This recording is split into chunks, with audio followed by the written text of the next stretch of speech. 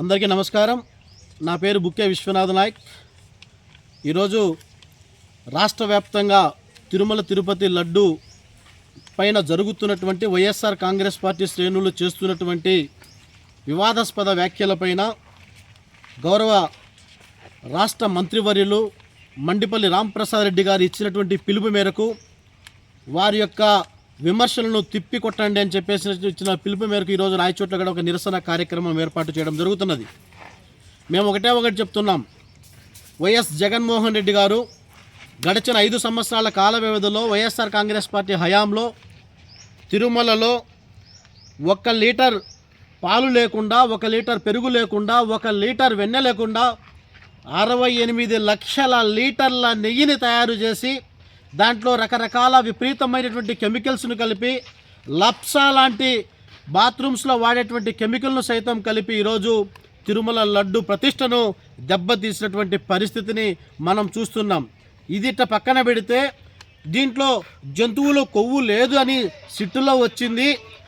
దీనిపైన మీరు మాట్లాడండి అని మాట్లాడుతున్నటువంటి సోకాళ్ళు మేధావులకు మేము ఒకటే చెప్తున్నాం.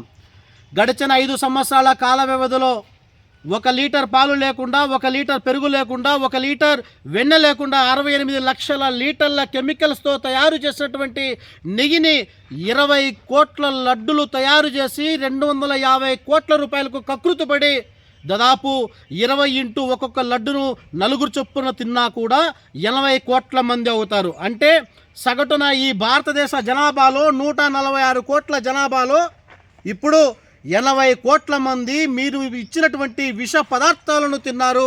దీనికి మీరు ఈ రాష్ట్ర ప్రజలకు, దేశ ప్రజలకు బేషరతుగా వైఎస్ఆర్ కాంగ్రెస్ పార్టీ క్షమాపణ చెప్పాలి.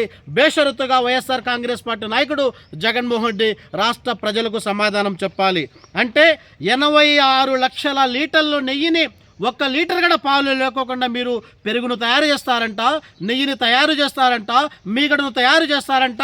తద్వారా వచ్చేటువంటి నెయ్యిని ఈ యొక్క ప్రజలందరికీ అందజేస్తారంట.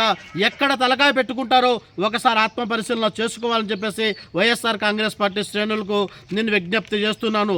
అత్యంత విపరీతమైనటువంటి కెమికల్స్, లప్సా లాంటి కెమికల్స్ను కలిపారు.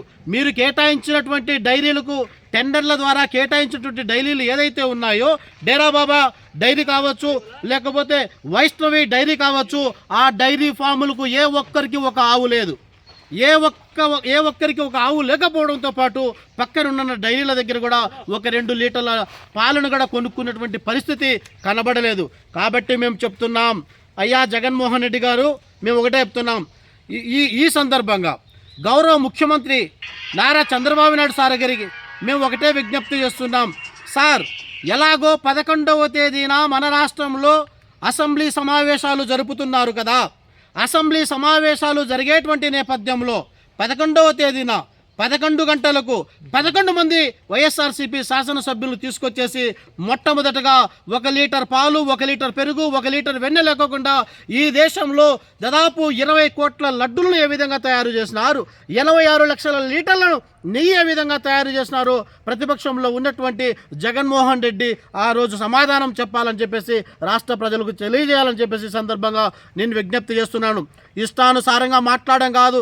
అయ్యా జగన్మోహన్ రెడ్డి గారు, ఏనాడైనా కానీ గడిచిన 5 సంవత్సరాల కాల వ్యవధిలో మీ సతీమణి భారతమ్మను తీసుకొని తిరుమలకు వచ్చారా? స్వామివారికి పట్టు వస్త్రాలు సమర్పించాలనేటువంటి పరిస్థితుల్లో ఏ ఒక్కరోజైనా కుటుంబ సమేతంగా వచ్చి స్వామివారికి పట్టు వస్త్రాలు సమర్పించలేరు, కానీ మీరు ఒక్కరే వస్తారు. మేము అనుకున్నాం, ఆనాడు మీరు తిరుమల తిరుపతి లడ్డును తినకపోగా టిష్యూ పేపర్లో మడిచి పక్కన పడేస్తే ఆనాడే మాకు డౌట్ వచ్చింది. ఎందుకు టిష్యూ పేపర్లో మడిచి పక్కన పడేస్తున్నారంటే మాకు ఇప్పుడు తెలుస్తున్నది. అంటే 20 కోట్ల లడ్డులలో విషపూరితమైనటువంటి కెమికల్స్ కలిపినావు. వాసన రావడానికి ఒక కెమికల్, రుచి రావడానికి ఒక కెమికల్, నెయ్యితో పోల్చడానికి ఒక కెమికల్, ఈ విష ద్రావణాలన్నీ కలిపి రాష్ట్ర ప్రజల రక్త మాంసాలు తాగి 250 కోట్ల రూపాయల కోసం ప్రజల రక్త మాంసాలు తాగినటువంటి నీచమైనటువంటి చరిత్ర నుండి దీనిని మీరు బయటపడాలని చెప్పేసి రాష్ట్ర ప్రజలకు బేషరతుగా క్షమాపణ చెప్పాలని చెప్పేసి మేము డిమాండ్ చేస్తున్నాం.